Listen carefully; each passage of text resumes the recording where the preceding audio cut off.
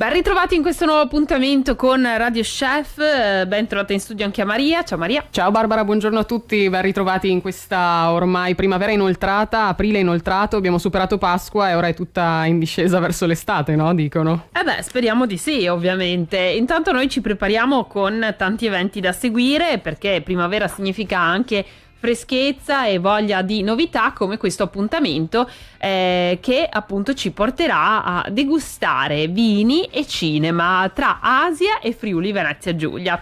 Di che cosa si tratta? Beh, un appuntamento dedicato proprio agli amanti del vino, ma anche agli amanti del cinema, che potranno assaporare in anteprima il mood del FEF 2026, il Far East Film Festival, iniziando proprio con la degustazione di 3 vini abbinati alle 3 storie narrate del film, che si chiama Il gioco del destino e della fantasia, con Ryusuke Hamaguchi, regista e sceneggiatore giapponese, che sarà proiettato nella sala civica del Palazzo Locatelli, un drama romance che è stato tra l'altro premiato con l'Orso d'Argento, il Gran Premio della Giuria, al Festival di Berlino nel 2021. Ma noi ne parliamo proprio con Gaia Rossella Sain dell'Enoteca di Cormons. Buongiorno Gaia, benvenuta. Gaia, ci senti? Mi sa che... Vediamo se la recuperiamo. Sì. Intanto un bel appuntamento, anche perché sappiamo che cinema e insomma vino è una bella abbinata, e quindi prepararci anche a questo appuntamento fatto di cinema, andando a degustare anche delle storie allo stesso tempo dei vini del territorio, è sicuramente molto interessante. Ci porta un po' nell'atmosfera del Giappone, no? No, Barbara? Sì, sono tutti film insomma che vengono proprio dall'est, si dice così, e hanno questo cinema anche molto interessante e particolare, con dei ritmi diversi, ed è decisamente un appuntamento da non perdere. Tra l'altro, mentre aspettiamo il collegamento, noi abbiamo anche preparato una ricetta proprio a tema per i nostri ascoltatori, che arriva dalla nostra brochure di primavera, ed è questo couscous proprio di primavera di Cristina Cappellin di Pordenone. Ci serviranno per 2 porzioni 160 grammi di couscous, 240 grammi di ceci lessati, una cipolla media, uno spicchio d'aglio, 200 ml di latte di cocco, 200 grammi di pomodori pacchino, spinaci freschi quanto basta, un cucchiaino di curry, un cucchiaio di olio di sesamo, sale e pepe quanto basta. Come lo prepareremo? Andremo a tritare la cipolla e l'aglio finemente, faremo soffriggere in un filo d'olio in padella, uniremo il curry e a piacere un pizzico di curcuma e di cannella, e faremo poi tostare per un paio di minuti mescolando. Aggiungiamo quindi spinaci freschi e ceci, facciamo saltare per qualche minuto. Possiamo aggiungere, se ce n'è bisogno, una tazzina d'acqua. Verseremo quindi il latte di cocco e pomodorini tagliati a metà, mescoliamo il tutto e portiamo a ebollizione. Chiudiamo con il coperchio, andremo poi ad abbassare la fiamma e continueremo la cottura per 10-15 minuti. Aggiusteremo di sale e pepe, e nel frattempo andremo a preparare il nostro couscous, portando a ebollizione 320 ml di acqua salata con un cucchiaio di olio, e verseremo quindi il nostro couscous. Spegniamo il fuoco, lasciamo riposare 5 minuti, sgraniamo con una forchetta e serviamo questa porzione di couscous per completare con i ceci speziati. Tra l'altro il consiglio che ci dà Giorgio Bosco dei supermercati Bosco per quanto riguarda l'abbinamento del vino è di questo traminer aromatico Friuli Colli Orientali di zucchero, che può starci molto bene. Maria, ti piace questo piatto? Il tuo couscous Sì. è veramente versatile. Sì, l'ho anche già preparato, perché devo dire che questo mix di ceci così speziati è veramente molto molto interessante. Perché? Perché ci fa assaporare i ceci che magari non piacciono proprio a tutti, ma con queste spezie che ci portano un po' tra il dolce e lo speziato, appunto, perché utilizzando la curcuma, anche quel pizzico di cannella che dà quel mix veramente un po' dolce, perché si riconosce subito la cannella, anche se ne metti veramente pochissima. È un ingrediente che potete anche omettere, ma naturalmente a vostra discrezione. Volevo lasciarvi anche qualche consiglio sul couscous. Mi raccomando, non dovete farlo bollire, perché proprio la preparazione del couscous vuole che si vada a portare a ebollizione il doppio dell'acqua rispetto alla quantità anche di couscous. Poi dipende anche dalla marca di couscous che andate ad utilizzare, e salate già l'acqua, ci mettete anche, io di solito metto un cucchiaio d'olio, e poi versate il couscous, chiudete la fiamma e lo lasciate riposare, e a quel punto poi, dopo aver lasciato che l'acqua venga assorbita dal couscous, andate a sgranarlo direttamente con una forchetta e potete anche poi aggiungere gli ingredienti che più preferite. Ad esempio si può utilizzare il pesce, si può utilizzare la carne. Noi in questa versione abbiamo scelto la versione vegetale, vegana, anche della nostra Cristina di Pordenone. Potete cuocere il couscous anche al vapore, questo ve lo ricordo, o nell'apposito recipiente che si chiama proprio couscoussiera, come da tradizione anche del Nord Africa. Potete anche prepararlo il giorno prima per poi averlo pronto, conservato in frigorifero. Potete utilizzarlo anche per tantissime ricette del riciclo, diciamo così. Si possono ad esempio preparare delle polpettine di couscous aggiungendo semplicemente un uovo e del parmigiano alla vostra preparazione, oppure potete preparare un couscous dolce con l'aggiunta di frutta secca, che possono essere mandorle, pistacchi e miele uvetta, con del succo di limone o di arancia, un'aggiunta di cannella. Il vostro couscous dolce è pronto per essere servito. Anche questa, devo dire, una preparazione decisamente interessante. Benissimo, grazie Maria. E allora abbiamo anche la nostra Gaia Rossella Sain dell'Enoteca di Cormons. Ben trovata Gaia, grazie per essere qui. Grazie a voi ragazze, ciao Barbara, ciao Maria, grazie a tutti. Allora Gaia, raccontaci un po' di questo abbinamento, di questa degustazione che accompagnerà poi anche la proiezione di questo film, Il gioco del destino e della fantasia. Come l'avete pensata e come avete realizzato, insomma, la degustazione di questi 3 vini? Come li avete scelti? Ma allora, diciamo che questo è un evento che vissiamo, nel senso che l'anno scorso è stato un successo questa idea di abbinare dei vini nostri, dei vini di Cormons, quindi insomma di una super zona per quanto riguarda la produzione vitivinicola friulana, e abbinarli ad un film.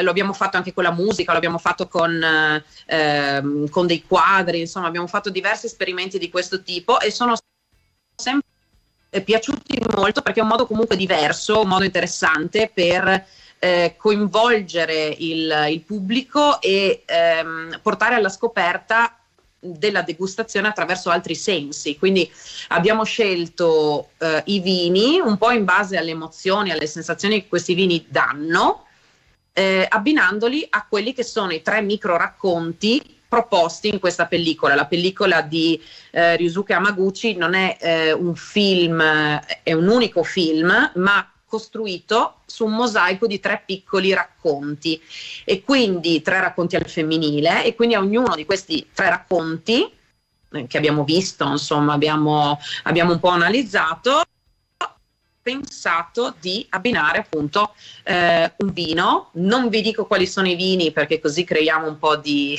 suspense per chi avrà piacere di partecipare a questa serata, però proprio sulla base non tanto di una degustazione prettamente tecnica, ma sulla base di una degustazione molto più emotiva. Quindi un po' che cosa questi vini suscitano e che cosa questa pellicola, questi micro tasselli di questa pellicola suscitano. Quindi insomma un modo forse diverso, ma proprio per questo anche diversamente interessante di assaporare un vino, anche perché ormai insomma ci sono tantissime ricerche sulla degustazione ed è scientificamente provato che tutti i sensi entrano in gioco quando si degusta un bicchiere, quindi non solo l'olfatto e la vista, ma anche comunque l'udito, come il vino scende nel calice. Insomma ci sono tanti piccoli tasselli che contribuiscono a creare il ricordo più o meno memorabile di un bicchiere che abbiamo bevuto, quindi della sua degustazione. Ecco, per cui proietteremo questo film, come dicevi anche tu, a Cormons, Palazzo Locatelli, quindi sala civica, alle 8, e proveremo questa esperienza filmica, cinematografica, abbinata al vino. Molto molto bello, anche perché devo dire che lo stile proprio di questo tipo di film che vengono dal Giappone si abbina molto bene proprio per i loro ritmi e anche il suo focalizzarsi sulle emozioni, sui momenti, sugli sguardi, a una degustazione che va appunto vissuta attimo per attimo. Ma Gaia, so che anche voi state lavorando alla vostra enoteca per riaprire presto. Raccontaci come sta andando, ma soprattutto cosa ci aspetterà poi. Sì, effettivamente adesso la mia connessione, come vedete, è dal salotto di casa mia, non dal mio solito ufficio, perché momentaneamente il nostro edificio storico, quindi quello che c'è in Palazzo Locatelli in piazza 24 maggio, è oggetto di lavori di ristrutturazione, per cui che saranno abbastanza lunghi. Noi ovviamente non restiamo fermi in questi mesi di lavoro, ci siamo momentaneamente trasferiti sempre a Cormons in Corte dei Magazzini con un piccolo wine shop per mantenere comunque il contatto con il pubblico, con gli amici, con i turisti, i tanti turisti che vengono in visita a Cormons per assaggiare un buon bicchiere di vino. E ovviamente manteniamo attivi diversi eventi. Questo è il primo forse che porta a quest'estate, poi non mancheranno degustazioni, eventi, gruppi, abbinamenti appunto dei vini in altre situazioni. Quando torneremo speriamo insomma settembre, ottobre, quindi sono dei lavori abbastanza lunghi. Torneremo sempre con lo stesso sorriso, però con un'enoteca nuova, ristrutturata, bella, bellissima. Wow. Quindi un sorriso ancora più smagliante, Gaia. Sì, esatto. Diciamo che in questi mesi magari andiamo a fare un po' di, crioterapia, eccetera, eccetera, così torneremo belle, bellissime e prontissime a brillare insieme. Esatto, molto bene Gaia. Allora noi ti ringraziamo, ricordiamo l'appuntamento che comprende la degustazione più l'accesso anche al film. Potete prenotare al mail info@enoteca-di-cormons.com oppure allo 0481 630371. Tutte le informazioni le trovate anche sul sito turismofvg.it nello spazio dedicato proprio agli eventi e anche al Far East Wine. Grazie Gaia per essere stata con noi, allora buon divertimento. Grazie a voi. Grazie mille. Grazie. E allora, insomma, bella. Sarà veramente un bel divertimento tra così vini e cinema. Assolutamente, ma anche un bel momento proprio di relax e meditazione, Vero. diciamo così, per staccare un po' la spina. Invece noi andiamo anche nella vicina Carinzia, dove ci suggeriscono delle bellissime iniziative che coinvolgono i più piccoli per farli divertire anche quando andiamo a visitare una città o qualche posto, insomma, culturale, dove loro magari qualche volta si annoiano un pochino. Sì, è vero, lo facciamo grazie anche ai nostri amici di Mein Sonntag, la rivista di viaggi ed enogastronomia che ogni settimana ci accompagna anche con qualche curiosità, qualche notizia così interessante. Lo sappiamo, come dicevi, è un po' difficile ispirare soprattutto i più piccoli con un tour della città così un po' standard. Un tour digitale audio guidato invece è un po' più divertente, combinato magari con informazioni su luoghi interessanti, superando sfide, risolvendo delle domande. Ci sono tantissimi fornitori, chiamiamoli così, che offrono dei tour online guidati. La maggior parte sono un misto di visite turistiche e di caccia al tesoro, che quindi possono veramente coinvolgerci e durante le quali si potranno conoscere molti posti meravigliosi al proprio ritmo e dove si potrà anche risolvere queste sfide complicate. I biglietti in media costano circa 40 euro, ma qualsiasi numero di persone può giocare con uno smartphone o un tablet, quindi con un prezzo poi potete giocare con chi preferite. Ad esempio ci spostiamo subito a Trieste, dove la caccia al tesoro è su well-living.at, blog su Trieste, è completamente nuova, ancora in fase di test fino a metà maggio e quindi ancora gratuita. Potete sfruttare questi mesi. Durante il tour di 2 ore conoscerete i 12 posti più belli della città portuale e dovrete anche risolvere molti enigmi. E poi ci spostiamo invece a Isola, pochi chilometri più a sud. Abbiamo questa città costiera slovena, la cui storia emozionante può essere vissuta anche in modo giocoso. Quindi il gioco, Il segreto dimenticato di Isola, si chiama, può essere prenotato sul sito visitisola.com e ad Isolana, la casa del mare, riceverete un tablet con un'app che contiene 11 puzzle tutti da risolvere. Chiudiamo ancora in Austria, a Klagenfurt, nell'avventura all'aria aperta Alice e l'orologio scomparso. L'intero centro storico di Klagenfurt diventa proprio un'area giochi. Il raduno di puzzle virtuali inizia in piazza Nuova, Neuerplatz, e può essere scaricato su outdoorescape.at. Insomma, tutte esperienze esperienze interessanti. Potete andarle a scoprire direttamente sul sito mindsontag.at e vivere l'avventura insieme ai più piccoli, degustando naturalmente anche le specialità delle varie città. Se siete a Trieste, un buon caffè direi che è quasi d'obbligo. A Isola, vicino al mare, comunque potete degustare dell'ottimo pesce. A Klagenfurt naturalmente tutte le specialità della Carinzia che trovate anche sul sito di Mindsontag. Inoltre a Klagenfurt proprio in questi giorni potrete vivere un'altra avventura, che è quella della Freizeitmesse, la fiera dedicata al tempo libero. Ci troveremo anche noi alla fiera di Klagenfurt proprio per vivere questo appuntamento, e anche noi di Radio.0 saremo presenti con il nostro stand per farvi degustare proprio le specialità anche del Friuli Venezia Giulia. Saremo lì per proporvi un assaggio anche di formaggio Montasio. Ringraziamo anche gli amici del consorzio, e poi ci saranno i vini e i salumi della Baita Sales, vigne e vini sul Carso, oppure un buon caffè, dato che ne abbiamo parlato insieme a In Punto Caffè. Potete scoprire di più anche direttamente sul sito della fiera, trovate tutte le informazioni anche su radio.0.it, così da vivere insieme anche un'esperienza fuori porta, direi meravigliosa, per aprire la primavera e dedicare un po' di tempo anche al nostro tempo libero, che è quello che ci piace fare anche in questa stagione.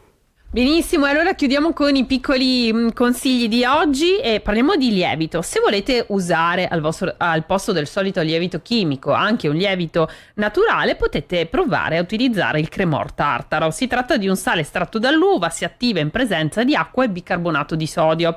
Sostituite quindi la quantità di lievito chimico che la ricetta richiede con metà dose di Cremor Tartaro e metà di bicarbonato per un effetto 100% naturale.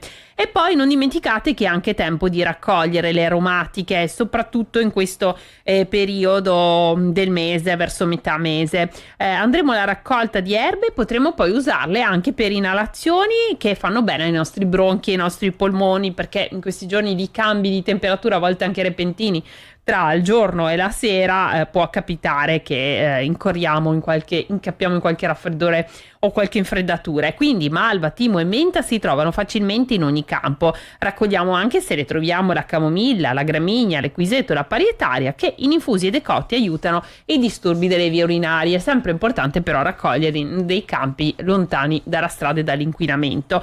Ultimo consiglio per prepararvi al meglio per la prova costumi, abbiamo una ricetta anche per questo, per combattere la cellulite che d'inverno magari un po' si accumula perché camminiamo di meno. Oltre a fare tante belle passeggiate, bere tanta acqua, possiamo massaggiare ogni giorno le zone interessate applicando un unguento che prepareremo con 100 ml di olio di sesamo, 10 gocce di olio essenziale di limone e 10 gocce di rosmarino. Ovviamente sempre da provare prima di applicare in grandi quantità.